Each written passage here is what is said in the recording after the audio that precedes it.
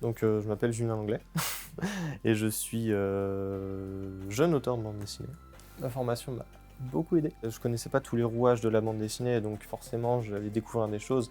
Outre le dessin, le scénario, vendre son projet, derrière on doit être notre propre comptable et ça je l'anticipais pas du tout. Le fait de présenter son travail, le fait d'avoir pu rencontrer des artistes et le fait de m'avoir fait aimer la bande dessinée. Dans mon travail, disons qu'il n'y a jamais réellement une journée type. Tout dépend de ce que j'aborde. Là, j'aime bien séquencer mon travail. En général, j'esquisse le matin. J'ai pas les idées claires, donc voilà, je fais des brouillons, je dessine énormément. Parce qu'en général, les idées viennent en dessinant. Après l'après-midi, étant donné que je suis un peu plus réveillé normalement, j'aborde les choses un peu plus difficiles, donc là je me lance dans l'écriture. Là je travaille sur un projet où je suis auteur complet, donc je m'occupe du scénario, du dessin et de la couleur.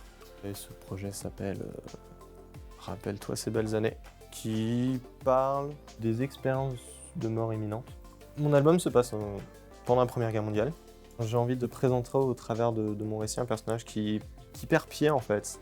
C'est une succession de scènes cauchemardesques où il essaie justement de se rattraper à son passé, malgré ce qu'il a vécu. J'ai beaucoup de choses qui me trottent dans la tête, des séries, des one-shots, des sujets que je traîne avec moi depuis très longtemps, mais j'osais pas aborder, parce que pour moi c'était un rêve. Et je me suis dit, bah, pourquoi pas maintenant, allez.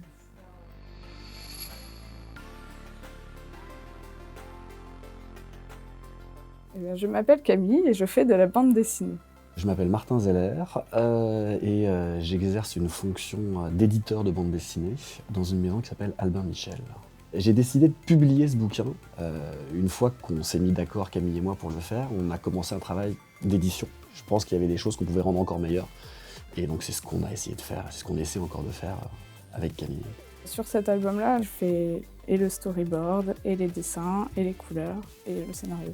La question de la thématique s'est pas tellement posée puisque comme c'est une autofiction, finalement ça partait de ma vie, donc j'avais besoin de le faire. C'est un livre qui est plutôt pour les adultes, mais qui est raconté du point de vue d'une enfant qui doit avoir 8 ans et qui souffre de choses dans ses rapports à ses parents parce qu'il se trouve que sa mère a des problèmes d'addiction, en l'occurrence à l'alcool. Et cette préado, en fait, lutte, et je crois que c'est ça le cœur du projet, contre la colère qui monte en elle. Ça se passe bien, on en est à faire les couleurs et les tests couleurs. Il reste aussi l'épilogue, et donc ça devrait être fini pour octobre. Je crois que ce qui m'intéresse le plus dans le travail de Camille, c'est la manière dont elle raconte cette histoire. C'est la manière dont elle l'écrit. Elle invente des manières de raconter, des manières d'écrire en bande dessinée. Et c'est aussi ça que je cherche, parce que je crois qu'un auteur, qu'une autrice, c'est non seulement des sujets, mais c'est aussi un ton, c'est une manière d'écrire. Et Camille, clairement, elle a ça. Le travail avec un éditeur, c'est quand même assez pratique parce qu'il y a des fois où c'est très clair dans ma tête et ça ne l'est pas forcément sur le papier. Et donc c'est utile d'avoir un retour. Le fait qu'ils connaissent le monde de l'édition et les lecteurs, c'est vrai qu'il peut peut-être plus s'apercevoir de ce qui passe pas chez un lecteur. Et aussi, ça donne aussi plein de nouvelles idées sur lesquelles je ne serais pas partie à la base. Moi, j'ai rien à dire sur ce qu'elle veut raconter. Je ne peux que lui dire « je comprends » ou « je ne comprends pas ».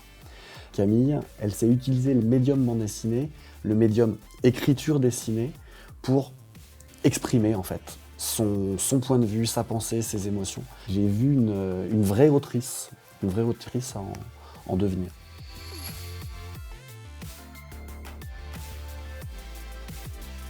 Bonjour, je m'appelle Akira Takahashi. Je suis un illustrateur dans l'agence de publicité Brand Station. Mes missions sont de créer les visuels à l'issue du dessin et l'illustration afin de rendre plus clair auprès des clients à quoi se ressemblent les projets. Ça peut être sous forme de storyboard.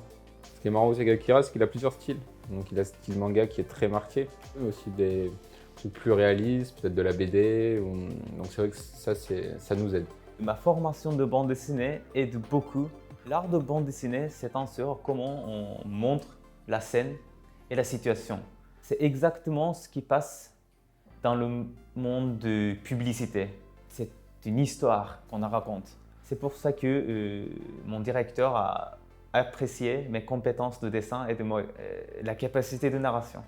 C'est pour ça qu'on l'a recruté, parce qu'on trouvait qu'il avait justement cette capacité à raconter des histoires dans des petites cases. Le domaine de publicité est un univers qui est très large. Il varie vraiment, ça commence du chocolat au shampoing, l'assurance à banque. Il y a vraiment plein de types de produits. D'ailleurs, on a réalisé une campagne pour la chaîne Ushoya TV dans le style d'Akira, donc dans le style manga. Au bout d'un an de cette expérience, j'ai pas mal évolué. Et puis un jour, je vais reprendre où j'ai arrêté et de continuer sur mes projets perso.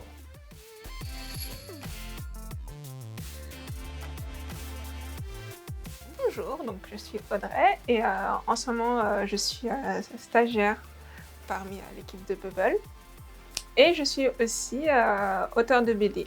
On a choisi Audrey parce qu'elle avait un profil un peu atypique et justement pour tout ce qui est un peu gestion de réseaux sociaux, animation de communauté. Je m'appelle Lola et après avoir fait 3 ans à l'Académie Brassard-Delcourt, je suis maintenant stagiaire en e-commerce à Média Participation. Depuis quelques mois, nous on essayait de développer une partie plus éditoriale sur notre site. Et c'est vrai qu'on recherchait quelqu'un qui avait vraiment une connaissance de la bande dessinée. Et c'était le cas de Lola. Mes missions au sein de Bubble, c'est principalement d'assister Thomas dans tout ce qui est réseaux sociaux et édito. L'idée c'est d'informer en fait tous les utilisateurs, c'est de les aider à faire leur choix en fait dans tout ce qui arrive comme nouveauté. Moi, je gère la partie Facebook du site de Collecteur BD, donc vraiment pour communiquer avec les clients, qui comprennent ce qu'on fait. Et pour une deuxième partie, je gère la mise en ligne des nouveaux produits sur le site. Alors la collaboration se passe très bien, agréablement surpris de la rapidité avec laquelle Lola a réussi à intégrer ces missions-là. La bande dessinée m'a apporté beaucoup de joie dans ma vie. Ça m'a permis de m'ouvrir à énormément de choses, ça m'a permis d'élargir mon champ de connaissances et j'avais très envie en grandissant de rendre à la BD ce qu'elle m'avait donné, donc du coup de communiquer cette joie à d'autres personnes. Ce que j'aime beaucoup dans ce stage, c'est que je peux rester proche du milieu de la bande dessinée. Je me cultive beaucoup, j'apprends plein de choses. Ça me donne un cadre, une bonne énergie, donc ça me met dans une bonne dynamique. Pour moi, la prochaine étape, ce serait d'essayer de pouvoir coupler un travail comme ça qui me donne un cadre, une bonne rigueur, qui me permette de voir des gens, et mon travail d'autrice. Pour quelqu'un qui n'a pas forcément d'appétence pour le digital, entre guillemets, de manière professionnelle de base, et c'était vraiment rapide, heureux de pouvoir travailler avec elle.